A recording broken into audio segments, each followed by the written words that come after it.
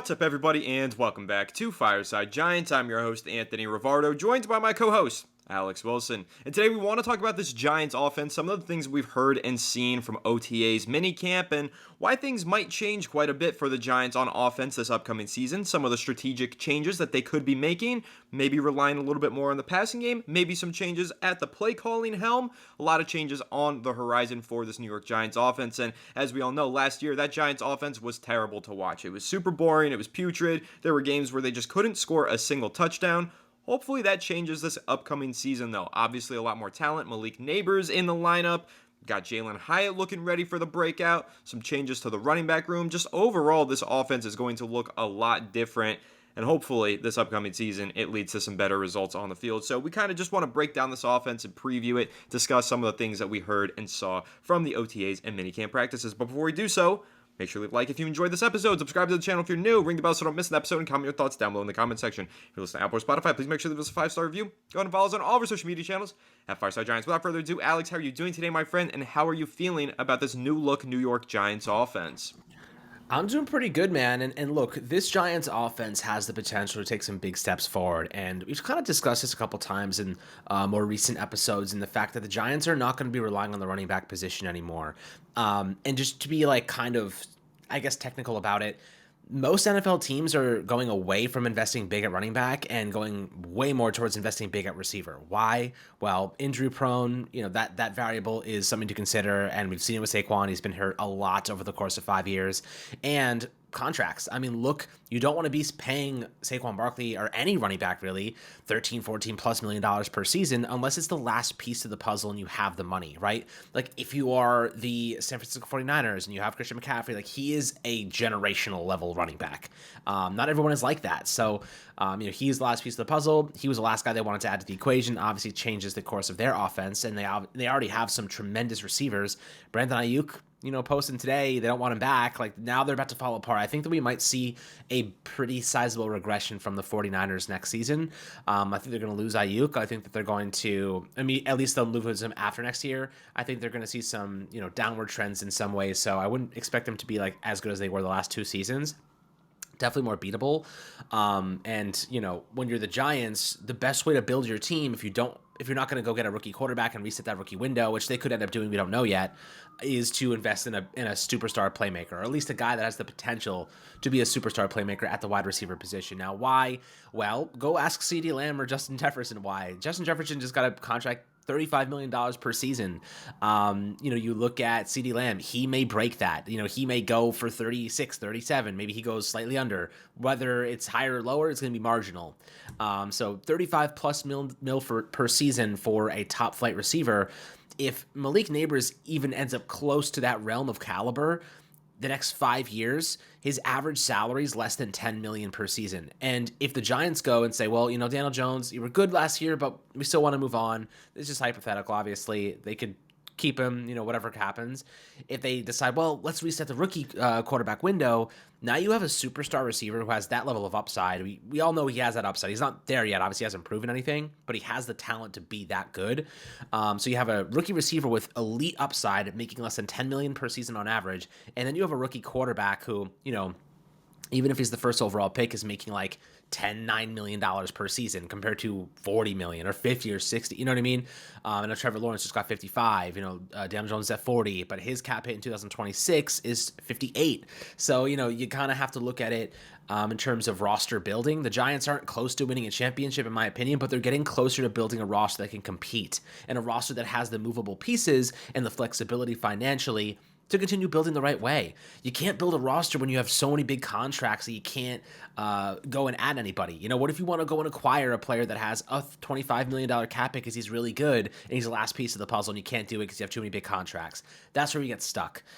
Good teams go and get really good pieces as the last piece of the puzzle, like the Philadelphia Eagles. They're like, we like our roster. We have a really good roster. We have really good draft picks. Let's go get Saquon Barkley and pay him because he can make a lot of a difference on our offense in terms of production and just upgrade things. So just upgrade at different spots. So, Anthony, looking at the Giants, what they did here, they missed out on trading for Drake May, is what it is. But they did the next best thing, and they went and got a potential superstar at a position that is arguably the most expensive in football right now. I think receivers are even surpassing pass rushers at this point, which is unusual. Left tackles, the offensive line, defensive line. Receivers are suddenly getting paid more than all of them. That's kind of crazy. Top flight guys are getting paid more than all these other big positions.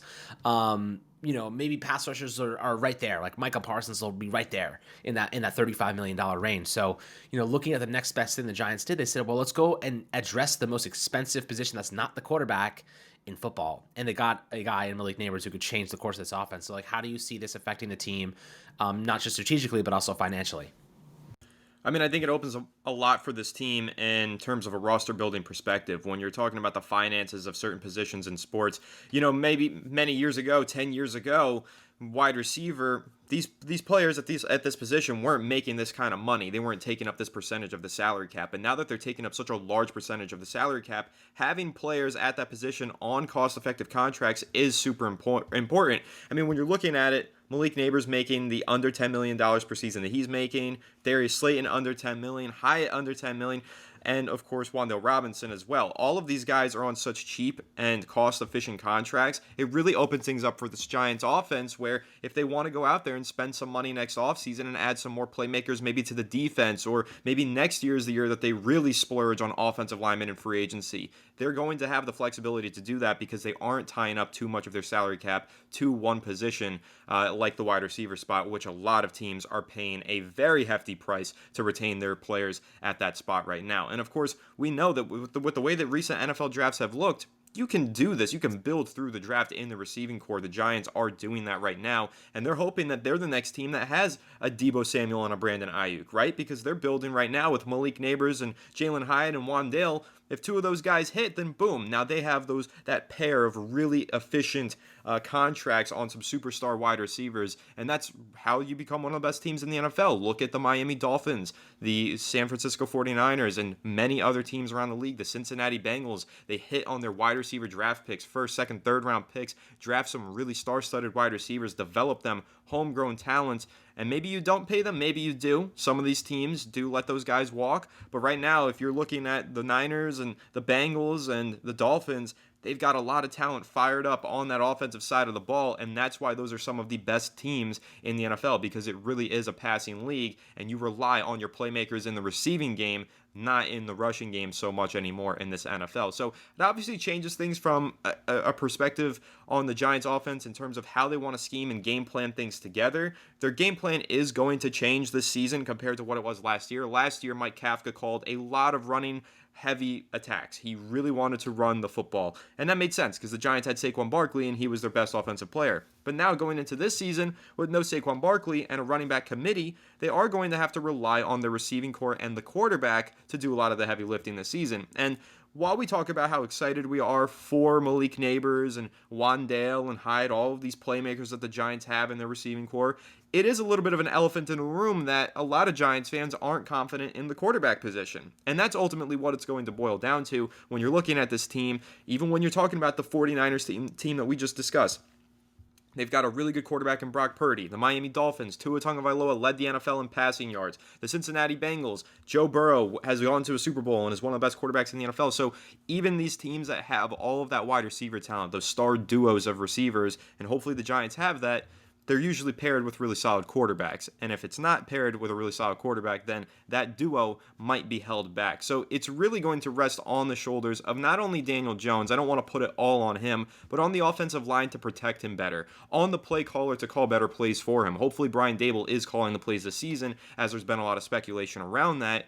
If Brian Dable's calling the offense and putting Daniel Jones in position to succeed, and if the offensive line keeps him upright and he can get the ball into the hands of Wan'Dale Robinson, Malik Nabers, Darius Slayton, and Jalen Hyatt, then we'll see this offense really take that step forward. But it's really going to rest on the shoulders of the quarterback. How well does Daniel Jones play this season, and how well do the players around him play and the coaches around him perform in order to get him to return to that level that we saw in 2022 so that these Giants playmakers can actually get the football into their hands. That's going to be the key for this Giants team this upcoming season. And when you look at the defense, it looks good on paper. Sure, there's some question marks. Offense as well, there's some question marks. But right now, this Giants team, this lineup, they're starting 22, it's not that bad. It's really when you look at the depth on this team where you start to get concerned.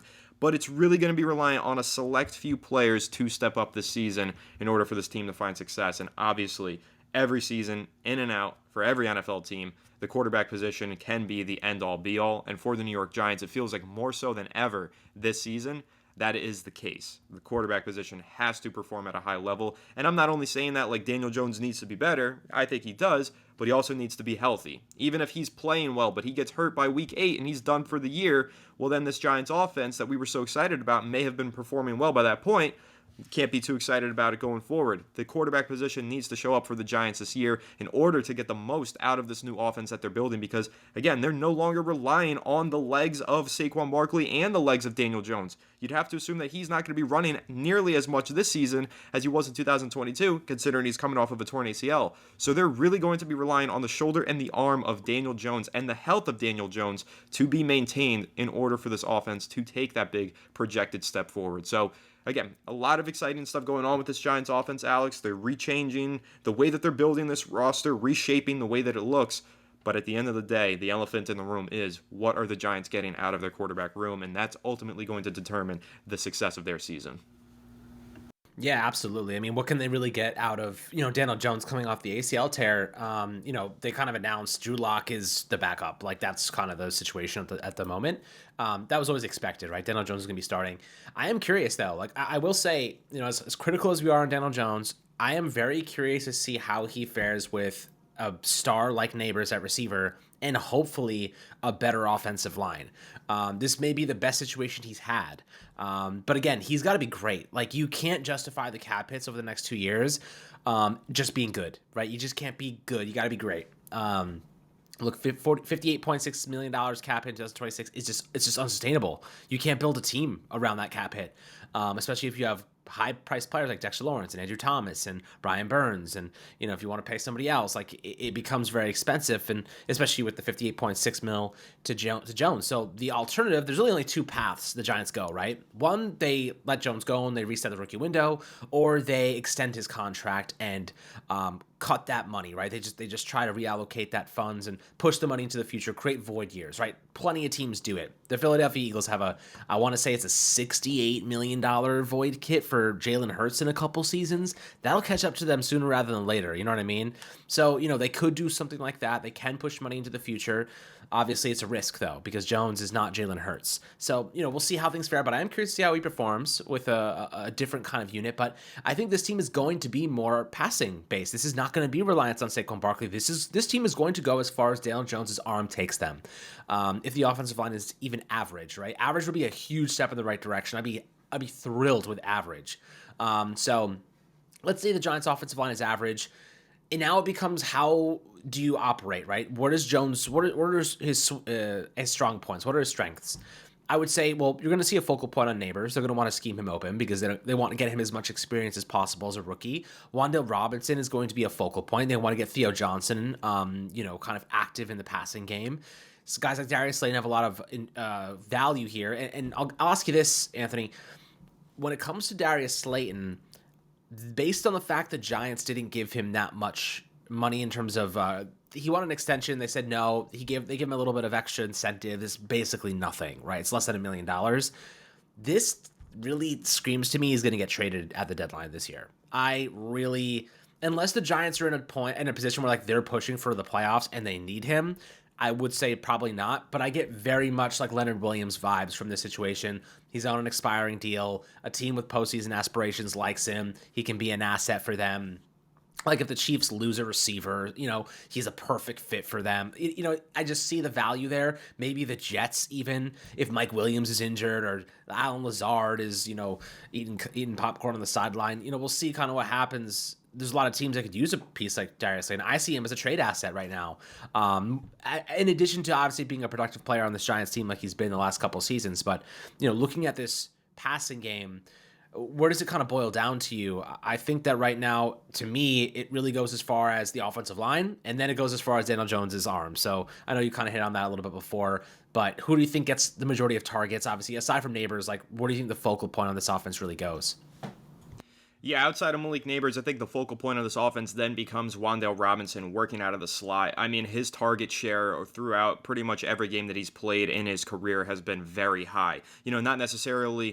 He's not necessarily scoring a bunch of touchdowns or putting up an insane amount of yardage every week, but he's getting a lot of targets every single week and a lot of receptions in the underneath portion of the field. So you can bank on Wan'Dale Robinson being that security blanket, kind of like how Sterling Shepard was for the Giants for very many years before injuries took a toll on his career. He was that slot receiver that you could depend on, third and short, third downs, those tough yards that you need your slot receiver to pick up. That's what Sterling Shepard was so good at, and that's why he would always get so many receptions and targets. I think Wan'Dale Robinson is going to play that role for this team. So, of course, when Malik Neighbors is inevitably double teamed, you're going to find situations where Wan'Dale Robinson has one-on-one in the slot with a safety or a linebacker, and he's going to eat them alive. And so that's going to be the number 2 receiver on this team, in my opinion. And then outside of that, when they're looking for explosive plays, of course, we're hoping for the emergence of Jalen Hyatt. And that ties into what you were saying with Darius Slayton. I agree with you. This situation is very similar to the one that we saw with Leonard Williams. So he could be a trade candidate. However, it's going to depend on the health of the Giants receiving core and the emergence of Jalen Hyatt. If Jalen Hyatt doesn't have the breakout year that we envision, if he doesn't look like the player that we think he is going to look like, then they're going to have to hold on to Darius Slayton and give Jalen Hyatt more time to develop. I personally think Hyatt is ready to take that step forward, become a focal point in this offense, but we do have to see it on the regular season field. If we're in week 4 and Jalen Hyatt has 4 catches or something ridiculously low like that, then how can you move on from Darius Slayton and give the reins to Jalen Hyatt? He does need to prove it, and I think that ties into a conversation that we had recently on the show, Alex, where we talked about players needing to earn their starting spots in the lineup and not be given those starting jobs. And I think that goes for Jalen Hyatt as well. So meanwhile, we think that he's going to be great and we love the potential that he's flashing all throughout training camp and mandatory minicamp, OTAs, all these practices. Jalen Hyatt's flashed that potential. But until I see at least a glimmer of it on the regular season field, I'm not ready to move on from Darius Slayton and give Jalen Hyatt that starting job. I still think that he needs to earn it. So we'll see, though. Maybe he does perform really well through 6 weeks. He's got 6 touchdowns, and then sure, yeah, I think you pull the trigger and you move on from Darius Slayton at the trade deadline if there is a team willing to make a move for him. That'll obviously become a focal point of our conversations on the show once we get there. But it'll be obviously a very interesting situation to monitor. But like you said, this offense is going to boil down to the offensive line, the play caller, Daniel Jones, all of those things. And once Malik Neighbors is inevitably double teamed in many different situations, I think you look towards Wan'Dale Robinson, and I would say don't sleep on this running back by committee. I think that Devin Singletary is going to be a solid back, but the fact that they could switch it up whenever they want to with this running back group, throw Tyrone Tracy in there to get some more receiving and tackle breaking ability, throw Eric Gray in there to get a little bit more wiggle between the tackles, whatever you want to do, they can be a little bit more versatile in that backfield, and that's also going to play a big role in this offense and the efficiency that it has. So it's going to be interesting. This offense is going to look completely different. I think the playbook is going to change rather significantly, and I think that Brian Dable, if he is calling the plays, is probably going to create a much more aggressive offense, which I'm super excited for. So in every single way, from going from being a rush-heavy team to a pass-heavy team, from going from being a team that doesn't have a whole lot of talent in its receiving core, but has more talent in its backfield. It's the opposite now. Every different way that you could think that this Giants offense will look this season compared to last, it's made that change. And so I think it's going to be really intriguing to watch how this all unfolds. And again, it's going to take the emergence of certain players in order to make it all work. And if they do emerge, and if these players do take that step forward, this Giants offense could take a pretty big step forward altogether in 2024. So those are pretty much my closing thoughts on this offense, Alex, and the transformation that it could see this upcoming season. Of course, we'll continue to discuss it all throughout the offseason and as we inch closer to the regular season. But any closing thoughts for you on the way that this Giants offense is changing? I mean, you kind of hit on a lot. We've talked about the running back core. I like Tyrone Tracy. I like Devin Singletary. I think the value there is a good bang for your buck.